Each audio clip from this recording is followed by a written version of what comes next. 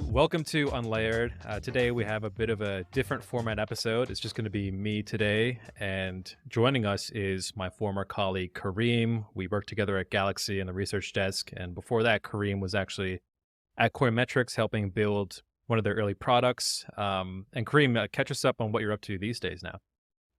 Hey, thanks for having me on, Saul. These days I am working on Glass Markets, which is a liquidity analytics platform for token projects, and also news trading. So Nice. And also very active on Friend.tech. yeah, a little. I've been, I'll fire off my hot takes there, hoping to squeeze in a couple here as well. Oh, for sure. I mean, let's just talk a bit about where we're at. A year ago, pre-FTX, crypto was kind of slowly grinding into a bear market, but it wasn't full bear yet. People were still like this stuff. And when I say people, I refer to regular mainstream people, mainstream VCs even. Things were looking a lot better a year ago. And here we are, fast forward the clocks. We're post-FTX. We're post a lot of pain and suffering and things like that. How are you holding up? How are you feeling about markets? Do you think this turns anytime soon? I do not think we are going to be entering a bull market anytime soon, unless we see an ETF approval. Gotcha. And so I think kind of just like it's entirely dependent on that. I think if we do see an ETF approval, we'll start to see new inflows into crypto that we had not had previously. Barring that, I think we're just going to continue to see liquidity drying up, and path of least resistance there is flat to down. Love that. Flat to down. Heard it here first. But I think I don't have a strong view on this. I'm generally flat, barring some upcoming event or catalyst. Because this is a flat to down is a tough direction to trade. So Right. Yeah.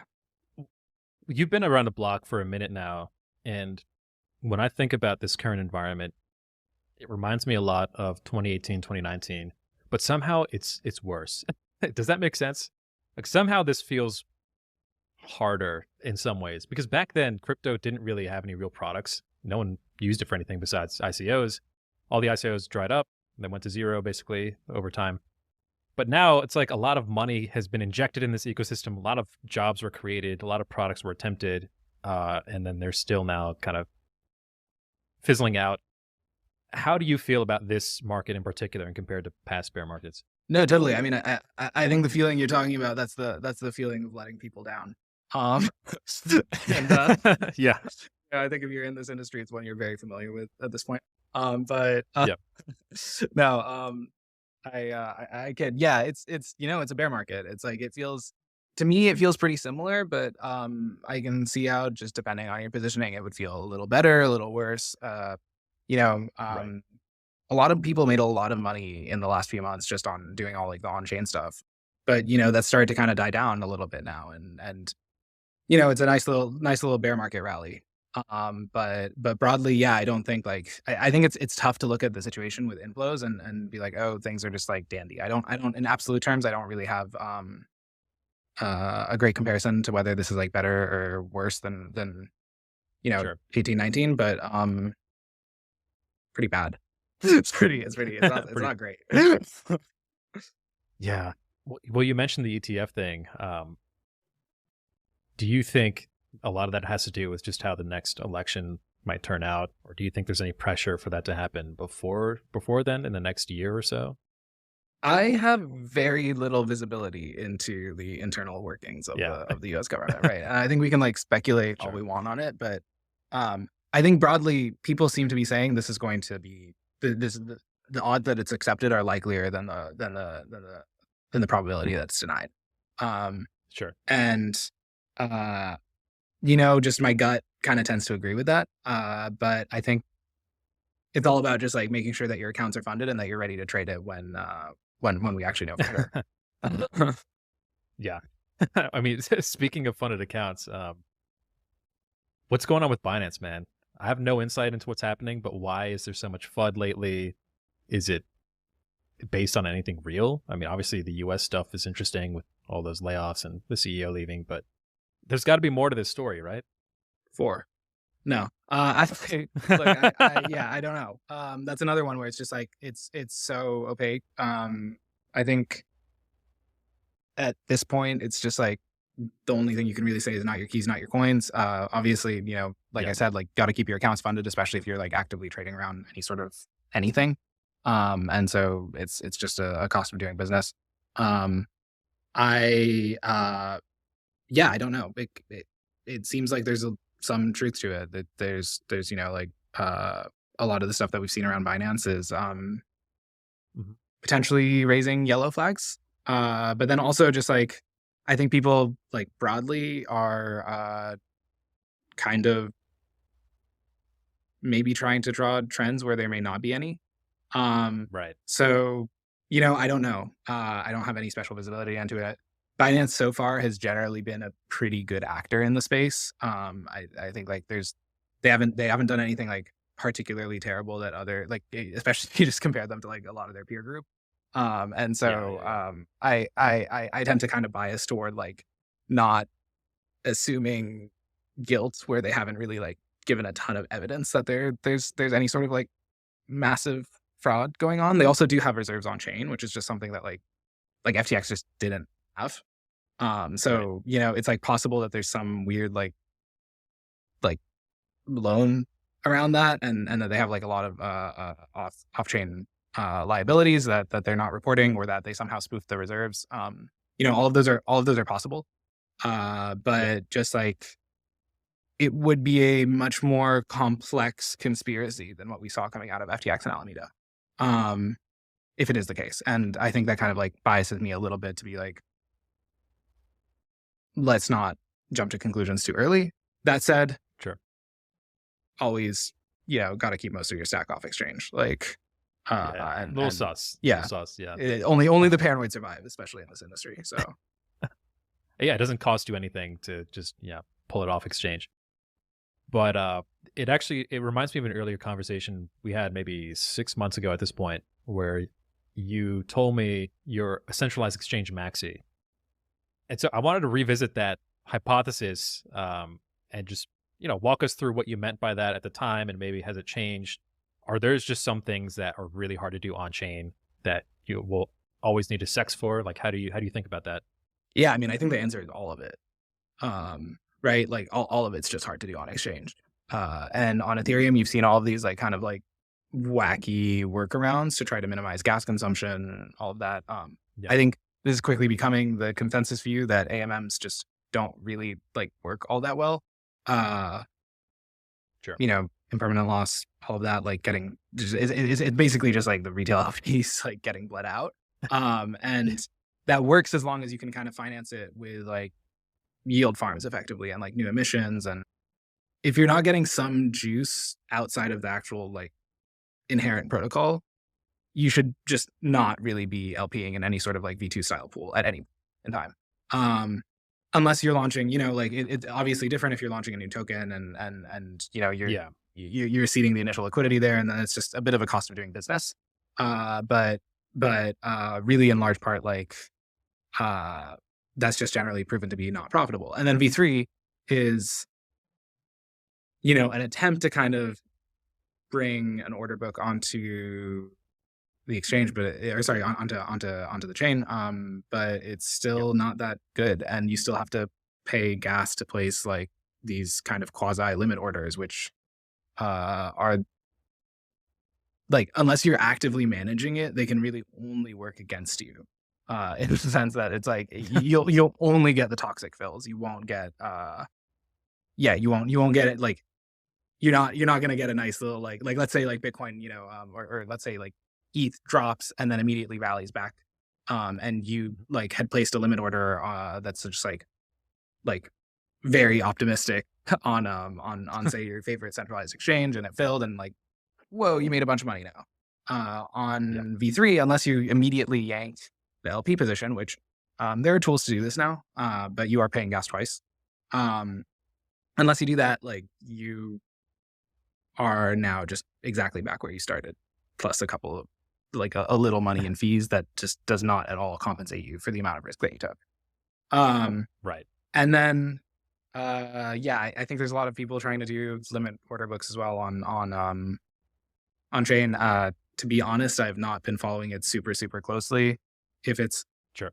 if you actually have to submit orders to the chain though, to actually provide liquidity, that's going to be and especially if you have to like pay gas to remove liquidity, that is going to be a major barrier.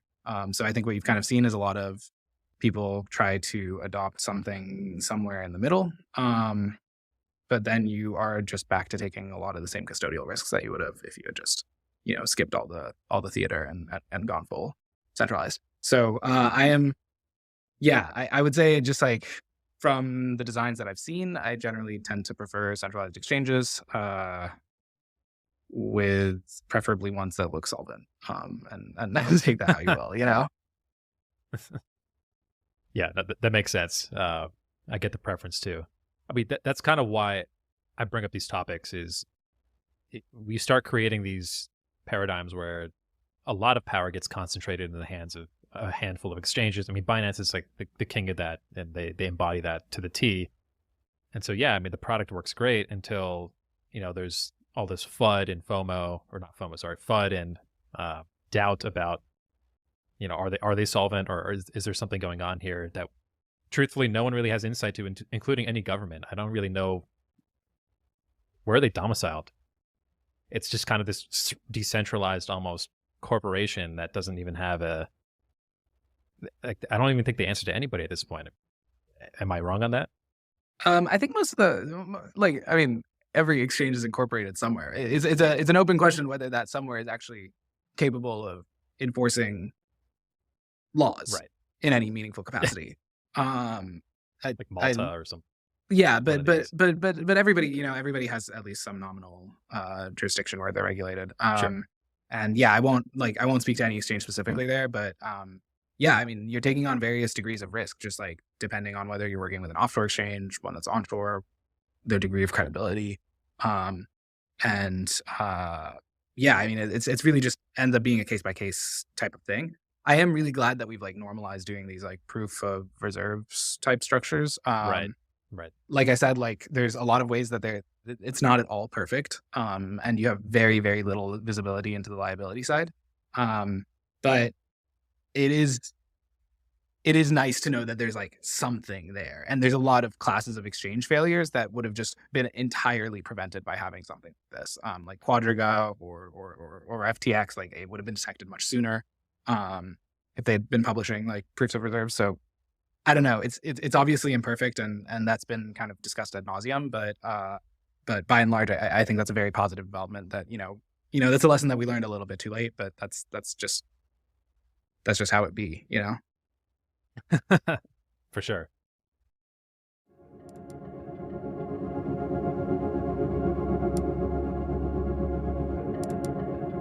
So one of the things you've brought up a few times now is everything costs gas to do on chain, and that's kind of an impediment to just having a working kind of financial instrument. So what's your view on how this plays out in the long term? Like, do you think the L2s, like Arbitrum, Optimism, Base, one of these figures out, the gas is cheap enough and it's easier to do DeFi, or do you think it goes off to one of these special purpose L1s like Aptos or Psi or even Solana we brought up, which came up with the on-chain order book, one of the first ones in the form of Serum, and they're always building on that front. Like, how do you see thematically these different approaches to fixing that gas problem you brought up? Yeah. No, I mean, I think we are going to see a lot more adoption of these kind of like hybrid dexes. Largely because they're not exactly subject to the same pressures that centralized exchanges are on the regulatory front. And that's just Mhm. going to push like especially people in jurisdictions where it may be a little bit harder to do business onto them. Uh, I otherwise like I said, like I think it's just any system where it's hard to provide liquidity or hard to actually like you want to make it as cheap as possible to signal that you're willing to buy or sell at a given price. And if that costs money, even if it's a notional amount, I think that is bad. And so, yeah, I think you look at that, and then I think you look at the fact that it's just like there's on the majors, you really like you're still taking custodial risk if you're trying to like trade Bitcoin anywhere under any of the designs. And so yeah, that's to me, obviously going to be on CeFi. Yep. ETH prohibitively expensive to the extent that the liquidity is not on centralized exchanges, which it overwhelmingly is on centralized exchanges. But let's say the second biggest thing is going to be ETH L1, prohibitively expensive to actively trade on to a large extent. Yep. So you now have this issue where you have to get the liquidity onto either another chain or onto an L2.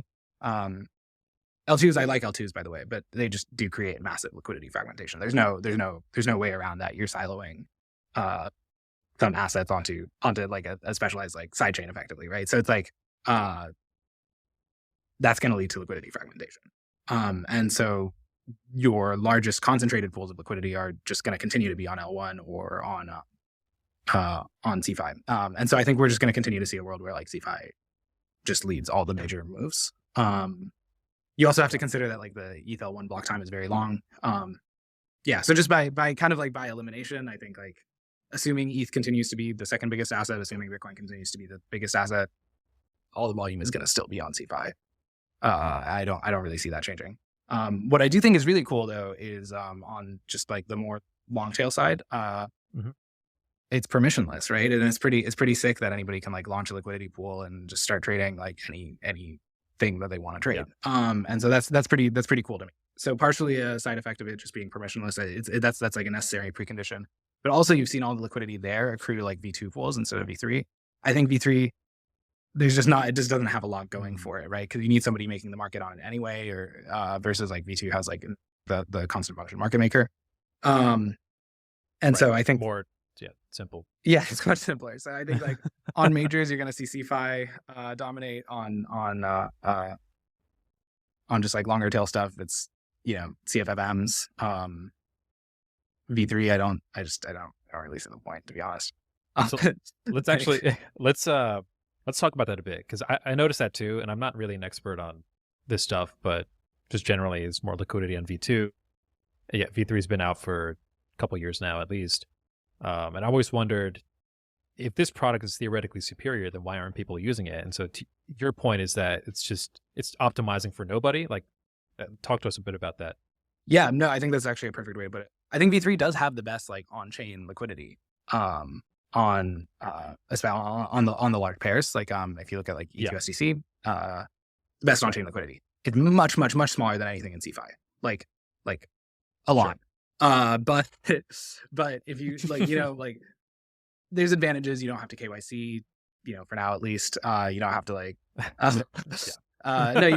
you don't have to KYC. You can, it's non-custodial. You can keep it on your wallet. You don't have to deal with like so let's say like, we were talking about keeping your accounts funded. Like, practically, let's say you're trading like Bitcoin or ETH, and you take your money off of the exchange and something happens and you decide you want to trade that, it's very likely that you're not going to be able to deposit back onto the exchange and still catch whatever move you're trying to catch. Like you have to keep your accounts funded. And so just because like there's confirmation times and everything. And so, yeah, I don't know. V3 can be useful for that because it's not custodial and you can just like move in and out of a position. You don't really care about like, I'm a little fish. I don't impact the liquidity on V3 at all. Right. Personally. Sure. And so there's, a use case there. And it is much more liquid than any of the V2 or V2 clones. But just long term, like that's really the only thing it has going for it. And so, like even the Uniswap Labs team, like they're moving toward like RFQ system and V4, which is much more customized and all of that. I don't really have I want to see how that one plays out. I don't really have like a strong view on it. But broadly, I think that's to a certain extent like just an admission that there's a lot of shortfalls with V3. So I recently saw a tweet put out by Nick Carter like, I guess it's payments volume settled by Bitcoin versus stablecoins, something along those lines. And it told a story that it used to be Bitcoin. We used to use it for everything. It used to be the base pair for a lot of coins on exchange too. And then after the stables came out and became popular in the last few years, it basically just completely took over that use case for crypto broadly. And now it's almost, the question I want to lead with and start with is like, is Bitcoin's utility simply just to store value at this point? And we kind of, that idea that it could be used to like transfer and settle value, that ship has sailed, and now it's stable coins are doing that for us? I think this is a bear market question. So I'll start with that. And I think like every bear market, we're, you know, forced to kind of look in the mirror and see what exactly are we doing. And Yeah. a lot of people have waxed poetic on it. I'm not really sure right now, right? Yeah. I as far as I see it, this thing is interesting because it is an asset that has a price. I think a lot of the core value of Bitcoin remains unchanged. That is, you know, censorship resistant, can take it Sure. wherever you go. You can use it to spend. It's not very good for that right now. But you can do that, you know, and nobody can tell you can't. And I think that's all still there. I think, you know, other people think that the fixed supply is really like the be all end all. I think that's very, very important. I think it's, you know, part of the core value prop of Bitcoin, and anything that gets rid of the fixed supply is no longer Bitcoin. But Okay. I've always been less focused on that aspect of it compared to just the censorship resistance aspect. Right. And yeah, so I think that's that, right? Like, I think, like you said, it's a bit of a store value. It's not amazing for payments. It's stable coins also, for the record, are not amazing for payments today. They're just not accepted anywhere you actually want to spend your money day to day. When you look at these transfer Yeah. volumes, they're all like intra-exchange transfers, mostly undrawn. That's fair. Mostly just people you know, like it's not people like buying. So it's not commerce in any, you know, in any Sure. meaningful sense. It's arbing out inefficiencies on something that is an asset that has a price and that you can, you know, buy and sell. So that's great, but it's not part of the productive economy the way something like a Visa is. So I don't know. I like stables. They're custodial though. They're not censorship resistant. They are in this nice little like legal treatment area at the moment where they are allowed to operate under a blacklist model instead of a whitelist model, which is what like the traditional payment rails have to deal with. But they're not a substitute for Bitcoin on any of the stuff that I think makes Bitcoin. But what they are is they are much, much, much better as the, you know, as like the currency that you're trading against in in anything, because they don't fluctuate so much, and because the transfer takes a couple of seconds instead of 10 to 30 to 60 minutes, depending on how many confirmations the exchange requires. So, yeah, there's a lot of reasons to like stables. They are not a substitute for Bitcoin. And I think even also so far, all the stables that are actually like crypto backed, like DAI, have just really not gotten any usage at all. Like what people want is they want like a dollar liability, which is interesting, but just different from Bitcoin.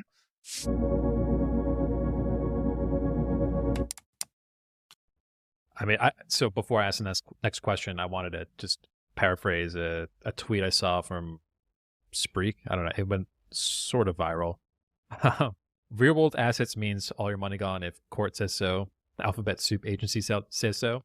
On-chain assets mean all your money gone if you open the wrong PDF, you sign the wrong transaction, and then real-world assets wrapped on-chain means all your money is gone if any of the above.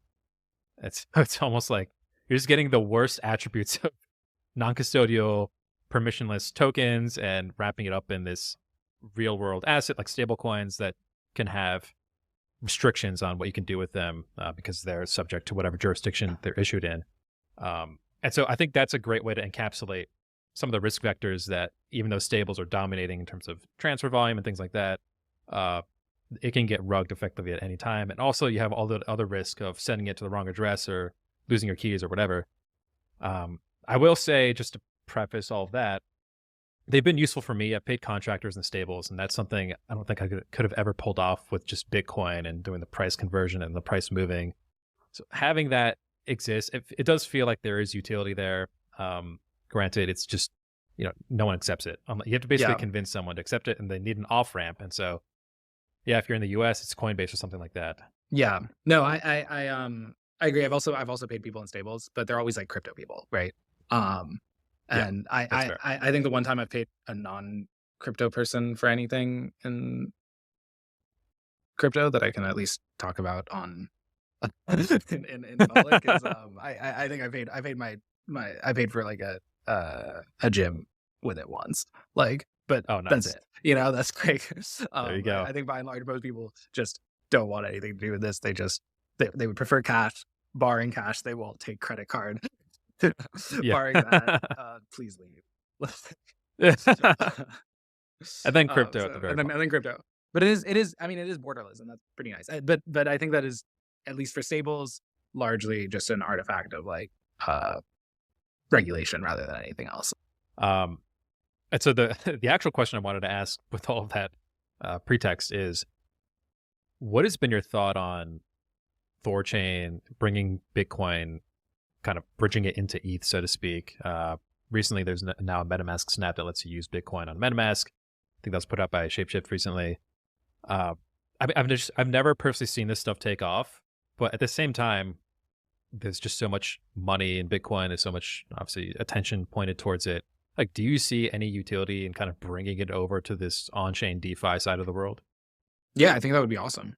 But currently, I think all the liquidity is on WBTC, which is just, like BitGo is pretty credit worthy as far as crypto companies go. They don't Yeah. do a lot. They do some lending, which they're not just a custodian, so there is a little bit of risk there as always. But just in the grand scheme of things, I think like they're as clean as it gets. But it's custodial, right? And so it's like there isn't a huge difference between using WBTC and like just depositing your Bitcoin with somebody you trust, and trading on there. So I will continue to say that CeFi is better on that side. If they can come up with a way to bridge it over in a meaningful way, I'd be all for that. And I think that would be awesome. I haven't done a ton of digging into any of the Sure. existing solutions, and like you said, like none of them have really taken off yet. Yeah. I mean, to me, it feels like a part of it was a lack of tooling, where let's just even go back to ordinals earlier this year. And I know they've fallen off a cliff a bit, but it seems like they're still sort of chugging along. There was like no wallet for the first month that you could use to interface and store these things. And so then the wallet came out. I forget what it's called. It starts with an X, I think. It was a Stacks wallet, and they adapted it to work with ordinals. And then people were able to use it easier. So I don't know. The question is like, to what extent does the Bitcoin community almost shoot itself in the foot by not embracing innovations like ordinals, like developers building a wallet that looks like a MetaMask? Or is that kind of the whole point of it? And we shouldn't keep trying to force this thing in a direction that it was never designed to go. I like ordinals. I think that's cool. I think they're one of the most interesting things that's happened on Bitcoin in a while. Yeah. I think the tooling for Bitcoin is pretty bad, just day to day. It's really not great. And I think if there are some cool ones that came out, like in the, like you said, like in the post ordinals world, there's actually a lot of like Mhm. cool stuff going on. Like Albi is pretty solid. I've used a couple of the other tools there. Like they're cool, but they're all very, very new. And there just been like Yeah. years where there wasn't really a lot to do on Bitcoin, so nobody built any of these tools. And like anything beyond like a simple wallet just to like custody and transfer and what have you, and some Lightning stuff. But I don't, to be honest, I don't really like Lightning. But Well, let's actually talk about that. Because Armstrong, of Coinbase announced they're going to embrace Lightning, whatever that means. They'll integrate it. What's your take on Lightning? Why haven't you liked it? I think it's any system where you are fragmenting liquidity. I'm going to take that as like a big con. And I think so that definitely applies to L2s, like I mentioned earlier, but it applies egregiously to Lightning. where you have to lock up the capital in a specific payment channel to actually do any transfers. And then there is, this like weird routing step where you have to actually be connected to the person on your payment channel graph. And it's just not a good solution on that front. It's much, much, much less smooth than like a global network where anybody can transfer to anybody. And Right. yeah, and you're locking up, you're actually locking up the capital there. And so that's not great. So I've generally not liked Lightning that much. I think every Lightning solution that has taken off has ultimately been custodial, because running non-custodial Lightning is a massive pain. And I think that's not that good. Like there was a Tree of Alpha tweet recently as well, where he was using Blue Wallet and had some Bitcoin on the Blue Wallet like Lightning service, and they shut it down. And then it's just like there's no claims process. It's a custodial product, right? And so I think just due to the liveness requirements and everything, like people are going to continue to use custodial Lightning. It's very difficult for non-custodial Lightning to take off. So I've generally not really liked it that much. The times that I've used it, it's been great, by the way. Like it's very fast, which is awesome. Yeah. And maybe it has some use cases in like intra exchange settlement. Like if like Coinbase and like Kraken have a Lightning channel open and they can move Bitcoin really fast between each other. That could be really cool. But generally just like as a normal person using normal stuff, I would much rather use like practically anything else. Yeah. It makes sense. I mean, it does make sense for essential exchange to embrace it because they're connected to so many people. So then if you're always sending money back and forth to them, I guess it makes sense. It does seem like I've heard about Lightning for years at this point. It hasn't really set the world on fire the way I think people touted it to be back in 2017, 2018. Yeah, they have to keep the capital locked up too, though, right? Like it's like if they have a channel open with you with a certain capacity, and even if you open it imbalanced, and you deposit it, they can't reallocate that capital anywhere. So it's not really like it's a good point. It's not really like it's just very inefficient. It's a very inefficient design. And so yeah, it's like I said, like it's like I could see some usages for it, like if you're right. But then it's also like everybody who uses it says this isn't good for large amounts of money, and I it's hard to disagree with them because of the liveness requirements there. So this is supposed to be simultaneously for pocket change, and also it's like has to be worth it that you set up your own your whole own monitoring stack for everything instead of just like it's using it. Instead of just using it. So I think I'm in the same boat. Like I like the elegance of just not thinking about all that stuff, the trade-offs. I do too. And the only way to do that with Lightning is just custodial solutions.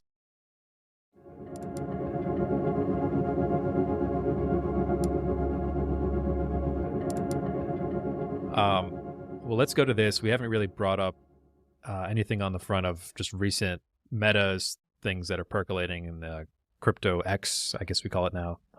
Obviously, Friend.tech has had this like really interesting story where a lot of hype, the hype died down to basically nothing. Then the hype just came right back up to surpass its original levels. I think the latest kind of meta in that game has been the 3-3, you hold my keys, I hold your keys, we all make money together kind of thing. What's been your reaction to Friend.tech so far? I think it's pretty cool. I think it's like, I think the bonding curve is steep. I think I'll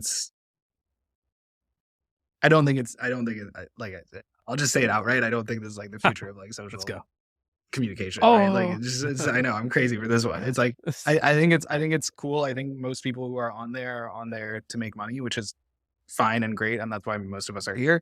I also think most people who are on there to make money through the drop that they're gonna do, which again is fine and great, and to a large extent that's like why I'm on there. It's like you do that, and like you said, like that really the 3-3, you hold my keys, I hold your keys, is is the solution if like you and your boys are on there to airdrop farm. Like, uh, Yeah. so I'm like, I'm glad that we as a group like reached that meta instead of just like something else. Um, Yeah. but but yeah, I mean, I think it's gonna look a lot the same way that a lot of other crypto products look. And I don't, again, I don't think this super strongly. It could be sticky. But generally just what we've seen is like products get a lot of usage and then they launch the token and then everybody dumps the token and they move on to the next thing. And we saw this with every L2 that's come out, and with a bunch of other stuff, and and with Blur and what have you, like, and there's nothing wrong with that, Looks but it's just fair. Yeah. like that's just how the industry be. So I don't know. I think it's cool. I think Friend.tech's cool, but like yeah. Is the future? Probably Yeah. not. Is it a nice little like token play? I don't know. I kind of like it. Like, It's fun. I mean, yeah, it's fun. It's novel. I've asked actually. myself. Well, it's funny because like we tried half of it at least with BitCloud. I mean, there weren't really the rooms, but everything else about it's largely the same. And it didn't work that time. Interestingly, that was a bull market, and now we're in a bear market, and it works now. Like, is it because we're all bored? Is it because the chat rooms are really some crazy new primitive? I think this is like this is definitely like a bear market product. It's like the idle hands are the devil's playground kind of thing. But I think also just BitClout pissed a lot of people off because they just like signed people up without permission, and that was like Yeah. a ridiculous decision, and I don't know why on earth they thought that would be a good idea. But like, Yeah. but just like Friend.tech has been a much cleaner play generally on that side, and so I think like it's I guess it's when I say it's novel, it's novel except for all the other attempts that have been tried. but it's the first time that we're seeing one that actually like wins. So that's kind Well, of yeah, it's still relevant, months after. But you mentioned it might not be the future of social. Have you thought about that at all? Like, what do you think that future could look like? Does crypto have a role to play in that at all? I've thought about it very little. Thought about it very very little. Fair Yeah. enough. I think generally everything about I think the core innovation with the internet is making everything and I stole this from somewhere. This isn't my Mhm. idea, right? It's just lowering the barriers to entry on everything, making information like freely copyable. The cool thing about crypto and about like Bitcoin is that it kind of brings back scarcity to the digital world, and it's the it's really the only way to get scarcity on the internet. But I just don't think I think social networks are much they're much more about replicating information than they are about making it scarce. Yeah. And so I don't I don't really see crypto having a huge role there, to be honest. Sure. But I could be wrong. No, totally. I think the most interesting experiments that could point to a future where crypto has a role to play are the ones being run by X. With they're going to put out a wallet soon. They're already doing creator payouts for once you get past a certain threshold of engagement, and perhaps there's something there that can be applied and done more elegantly with crypto rails. But yeah, it is a fundamental mismatch with social networks. It's all about expanding reach as much as possible. And this is an issue we actually had with NFTs, and it's a topic I wanted to touch on as well. Those came out. It's all about 10K PFPs and exclusionary by nature. That whole market has just fallen off an absolute cliff. And in fact, Friend.tech flipped the entire, I think, NFT volume, like trading volume, for a few days ago. Just crazy to think one app could do that. I mean, have your thoughts on NFTs changed recently? Are you still bullish long term? They'll probably change a lot, I think, next cycle though. Yeah, no, I still like NFTs. I think like I don't really like own any of the blue chip collections at all. Sure. Because I'm poor, but no, I'm kidding.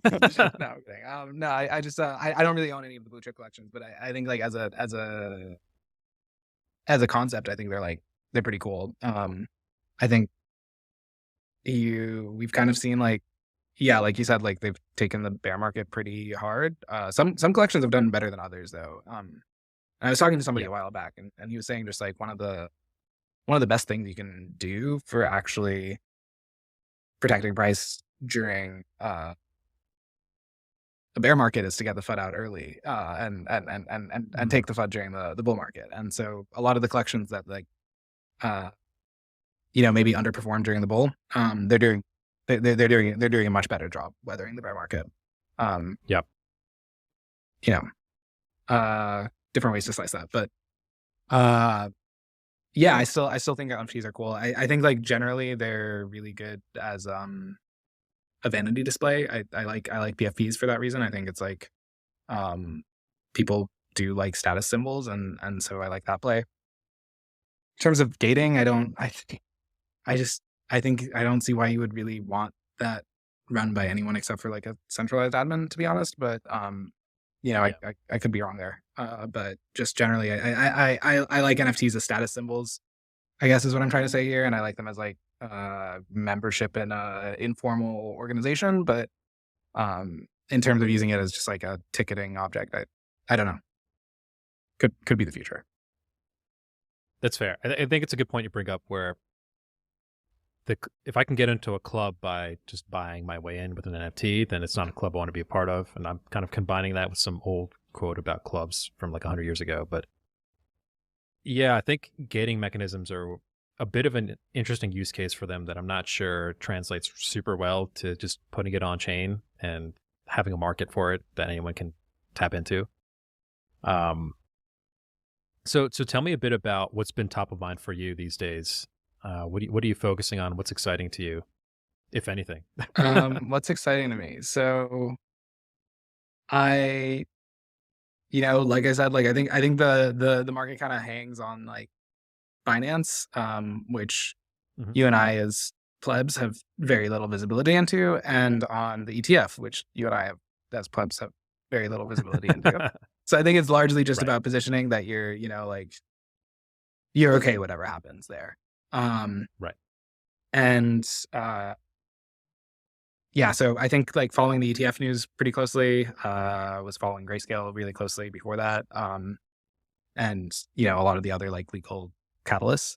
I think generally in this market, what we've seen is that like we'll break to the upside on positive news, and then we'll just like slowly bleed between news events. And so you just have to be positioned to catch the uptrends because those are the upswings, because those are much easier to trade than anything in a vaguely flat to down market.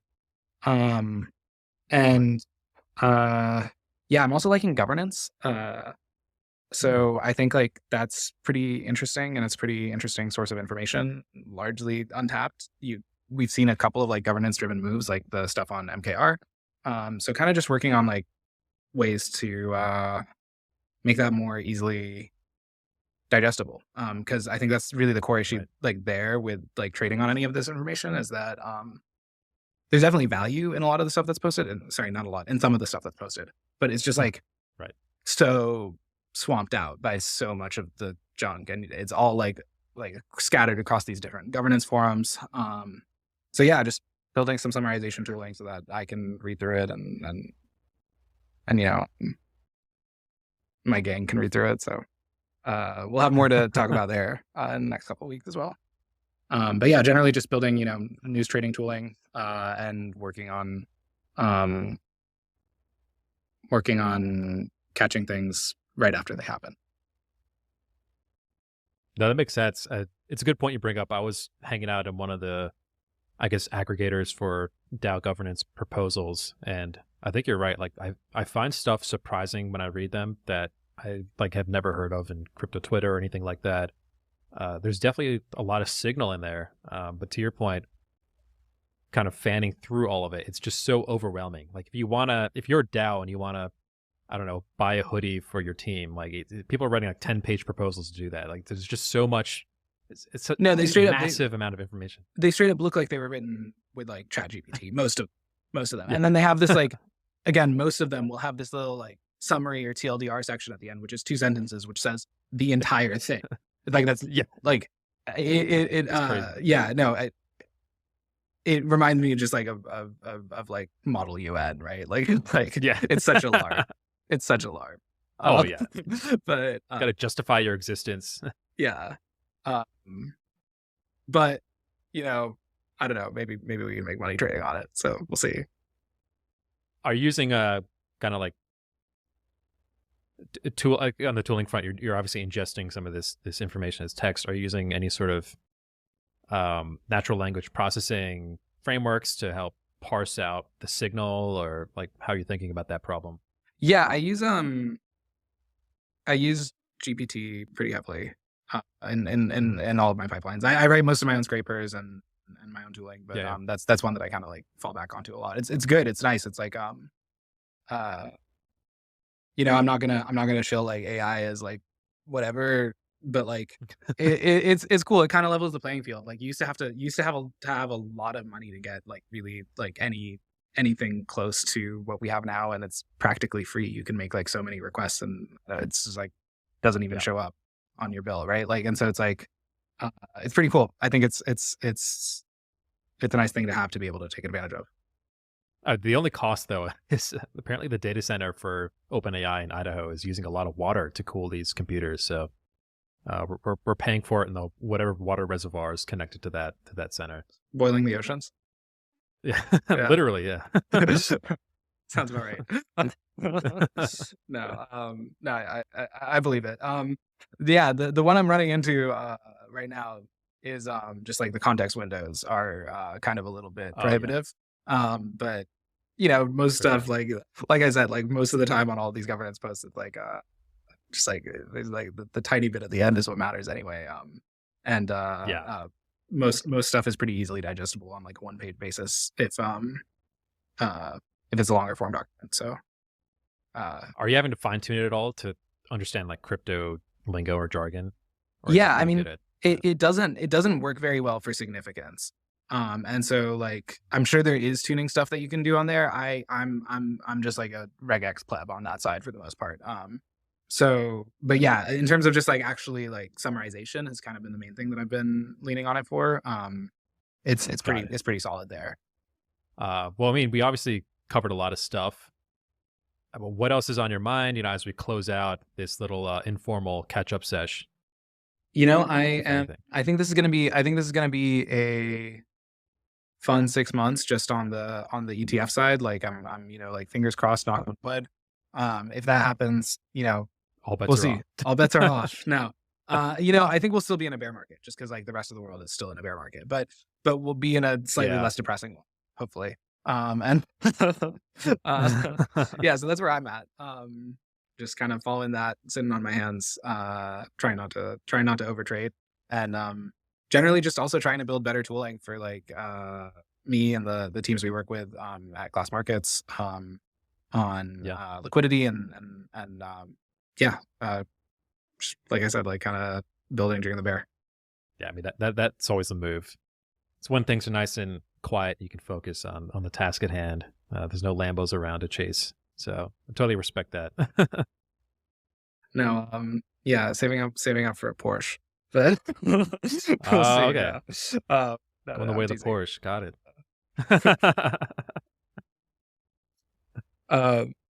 Sweet. Well, yeah, thanks for having me on, Saul. Really appreciate it. Absolutely. This has been fun. Yeah, thanks for jumping on, sharing your wisdom. And yeah, let's do this again in like 6 months. Hopefully all your predictions come true, and then we'll just do a victory lap.